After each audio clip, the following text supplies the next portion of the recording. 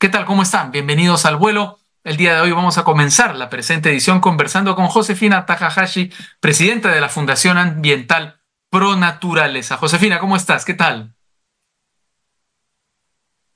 Aquí, atenta a tus preguntas en una situación, como tú dices, complicada. Bueno, vamos a hablar de varios temas que tienen que ver con nuestro medio ambiente. El primero tiene que ver con esta ley evacuada por el Congreso de una manera absolutamente sorprendente, digamos sin ninguna clase de transparencia, en contra de la ley forestal peruana. ¿Por qué? Porque distintos países se han manifestado en contra de esta modificación. Lo han hecho Noruega, Inglaterra, Canadá y Alemania, lo que deja al Perú en una situación internacional muy precaria. Bueno, sin duda, ¿no? Considerando además que estos países hace muchos años vienen contribuyendo con el Perú para primero diseñar políticas, ¿no?, adecuadas en el tema ambiental, ¿no?, buscar los mecanismos y financiar su implementación de estas políticas y también medir de qué manera las poblaciones locales se benefician, ¿no?, con el tema de las áreas donde viven, sin afectar, ¿no?, o impactar al ambiente que es tan necesario. Sí, esta modificación de la ley que fue aprobada ya por insistencia demuestra lo poco que realmente atienden a las autoridades políticas a lo que debe ser la base para toda modificación o para toda política de Estado. Hay que tener información, conocimiento, ciencia.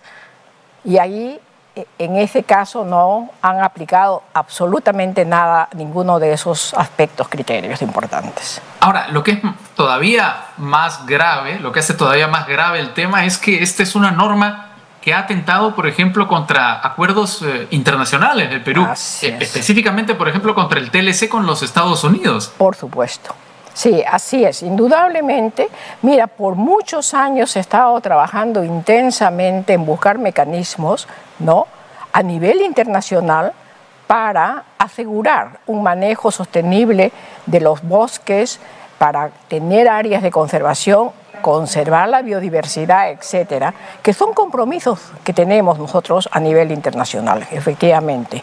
Y esto va a permitir pues justamente transgredir y hacer de que todo lo informal, y podríamos decir en diversos casos también ya de carácter delictivo, se transformen en legales. Y esa es la mayor preocupación. Ahora, insisto, todavía más grave. ¿Por qué? Porque es un mensaje que da el Congreso a los invasores de terrenos, a las personas que han depredado el bosque. Si ahora se les ha dado esta moratoria, ¿qué garantiza que dentro de 5 años o en otro tiempo vuelva a ocurrir una norma de esta naturaleza que regularice lo que viene ocurriendo en la Amazonía? Bueno, realmente nada garantiza, ¿no? Y yo escuchaba incluso que una congresista que apoyó esta iniciativa decía, no, es que yo conozco un pueblo que los pobladores me pidieron, ¿por qué? Porque simplemente necesitaban tener, era un pueblito, un asentamiento muy pequeño, que se habían insertado en una zona ilegalmente, ¿no?, porque era un área, diríamos, de protección, de conservación, y que después, con esta ley, van a poder tener derechos, pero así como ellos, van a ser una cantidad de otros grupos humanos de diferentes, diríamos, objetivos, que van a seguir ingresando. Caso como ocurre, por ejemplo, con la minería informal. Han depredado de una manera terrible una zona que altamente biodiversa, muy rica, ¿no?, de la Amazonía. Y bueno, ahora van a ser legales, porque con esto ya les dieron la puerta abierta para legalizar la actividad. Ahora, ¿a quién beneficia? Y detrás de esta pregunta planteo otra pregunta todavía más clara. ¿Es esta modificación en la ley forestal peruana un ejemplo claro de la lógica mercantilista, prebendaria e incluso mafiosa que viene imperando en la política peruana? Bueno, eso es lo que se puede deducir, ¿no? También. Ahora, pero acá hay una serie de aspectos que se tienen que considerar, ¿no? se ha priorizado una modificación de una ley aduciendo que hay pobladores locales que lo exigen, pero eso va a seguir existiendo muchísimo en el Perú mientras, ¿no?, las poblaciones que migran hacia la Amazonía, diríamos aquellos que tienen intenciones de hacer agricultura u otros aspectos correctos, no lo encuentran en el ambiente donde viven. Y yo específicamente diría, sobre todo los pobladores de la región andina del Perú. La desatención de esas poblaciones es tremenda en los últimos años. Y hace bastante tiempo. Y eso ha hecho que los pobladores de la sierra, de diferentes lugares, migren hacia la Amazonía o hacia la costa, ¿no? Y no se desarrolle realmente como debe ser. En la sierra podrían haber una cantidad de actividades económicas que puedan ellos también contar si tienen todo el apoyo técnico, ¿no?, y financiero del gobierno para desarrollar actividades económicas sostenibles que les permita realmente no tener que hacer lo que están haciendo ahora, migrar a una zona que para ellos es desconocida y por otro lado tienen que optar por talar, hacer lo que le llamamos nosotros una tumba y quema de los bosques para poder desarrollar agricultura migratoria. Ahora, al mismo tiempo es una región que, digamos, por la codicia, por las mafias también que le están penetrando, la Amazonía se ha vuelto altamente peligrosa. Lo digo por el aumento de asesinatos de líderes indígenas ambientales, de los protectores del medio ambiente. Hay estadísticas tremendas. Por ejemplo, el informe de la ONG Global Witness dice que 15 defensores ambientales fueron asesinados entre el 2021 y el 2022, lo que ha hecho que el Perú sea considerado uno de los países con mayor riesgo para este tipo de personalidades. Sí, sin lugar a dudas, ¿no? La Amazonía, en realidad, como dices, es una zona muy rica, ¿no? Pero no solamente por la madera y también, también hay actividades ilegales, dentro de ellas es todo lo que corresponde a los cultivos ilícitos. Entonces, es la combinación de una serie de actores, diríamos, que han hecho que los que defienden sus territorios, como son mayoritariamente los líderes indígenas, ¿no?, terminen no siendo asesinados injustamente porque tampoco cuentan con la protección de vida.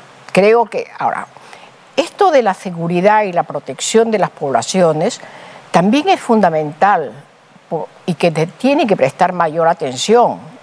Es a nivel país, indudablemente, pero la Amazonía tiene sitios donde el turismo podría desarrollarse muy bien.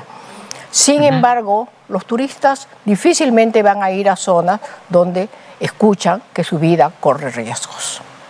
Claro, efectivamente. Ahora, ¿se está haciendo algo para revertir esta situación? Una de las denuncias más graves que tienen que ver con esta situación es el completo abandono en el que los líderes indígenas medioambientales se encuentran de parte del Estado. Bueno, realmente no hay nada contundente. Hay declaraciones, hay momentos cuando se da la noticia, pero después no pasa nada. Yo creo que el tema de seguridad en general es una de las, diríamos, crisis que está pasando el país en este momento, además del cambio climático, además de lo que pasamos en la pandemia del COVID, ¿no? Y los otros problemas ahora económicos que se están desarrollando, negativos, indudablemente. La falta de seguridad a nivel nacional es un punto que tiene que ser atendido por las autoridades en general, ejecutivo, legislativo, etcétera. Tiene que haber políticas que realmente enfrenten esta lacra. Ahora, otro tema que me parece muy interesante es la nueva ley de guardaparques, que son, digamos, estos funcionarios cuyo trabajo no se conoce prácticamente, cuya importancia no es comprendida del todo. ¿Qué hace un guardaparques en el Perú? Bueno, mira, los guardaparques desde el inicio de la creación de las áreas protegidas son personas que realmente son los verdaderos guardianes del área protegida, del área, diríamos, de conservación, ¿no? Ya sea en la Amazonía, en la costa o en la sierra, ¿no? Son aquellos que van a vigilar que no se deprede justamente esa área, porque un área protegida normalmente tiene unas riquezas especiales, y entonces, sí, claro, y por eso que se crean, ¿no? Y también tiene unas fragilidades muy particulares, exacto, ¿no? Y entonces, estos guardaparques, por muchos años, más de 70 años, han venido trabajando, protegiendo estas áreas, no poniendo en riesgo, sino efectivamente algunos de ellos habiendo incluso perdido su vida por proteger estas áreas, ¿ok? Pero no tenían ningún derecho como otro funcionario, otra persona que trabaja para el Estado. Simplemente tenían contratos de locación de servicios, sin ningún beneficio posterior, etcétera. Y muchos de ellos trabajando, ¿qué te digo?, 50 años, 60 años, porque el tema de las guardaparques es superior a ese número, ¿no? Sí. Y finalmente, después de muchos años, se ha logrado en esta etapa reconocer a todos los guardaparques que corresponden al sistema de las áreas del Estado, no de todo el sistema completo que es el CINAMPE, sí, porque ahí también existen áreas de conservación regional y áreas de conservación privada. Pero es un primer paso para la formalización, entiendo, ¿no? Este primer paso es sumamente importante. Nosotros desde Pro Naturaleza, y sabemos que otras instituciones también, hemos estado permanentemente, ¿no?, promoviendo discusiones, eventos, etcétera, para hacer que las autoridades, que les felicito realmente, las autoridades actuales del CERNAM y del Ministerio del Ambiente, haber logrado que esta ley sea aprobada. Y finalmente, justamente las zonas que protegen los guardaparques, las 76 áreas naturales protegidas de nuestro país, ¿en qué situación están a día de hoy? ¿Están realmente protegidas o vienen siendo penetradas, por ejemplo, por, digamos, actividades irregulares, ilegales o informales? Mira, en términos generales creo, ¿no?, es imposible decir que no hay penetración de algún tipo, ¿no? Pacaya Samiria, que es tan conocido, es una reserva nacional, sí, ¿no? Bueno, ha habido un momento en que penetraron diríamos, los que capturaban, no los paiches, los padres, sino los alevinos, que tenían un precio en el mercado muy alto, ¿ok? Eso está más controlado, gracias a los guardaparques. Por otro lado, la tala ilegal de la caoba, también en esa zona y en otras del país, está en mejor estado ahora. No, hay que reconocer el trabajo y la labor que realizan los guardaparques, porque es una labor muy, muy intensa, tienen que aprender muchísimas cosas para poder interactuar además con las poblaciones locales y también enfrentar a estos grupos siempre que existen o personas de mal vivir que realmente atentan contra estas áreas protegidas. Pero diríamos que gracias al CERNAM, al trabajo que los guardaparques están realizando, estamos, diríamos, conservando un porcentaje importante de nuestra biodiversidad y de nuestros ecosistemas. Muy bien, Josefina Takahashi, presidenta de la Fundación Ambiental Pro Naturaleza, un gusto conversar contigo después de tiempo, espero que estés muy bien y ojalá las buenas noticias se mantengan y las malas se corrijan. Así es, eso lo deseamos todos. Muchísimas gracias por la entrevista y a todos los que escuchan.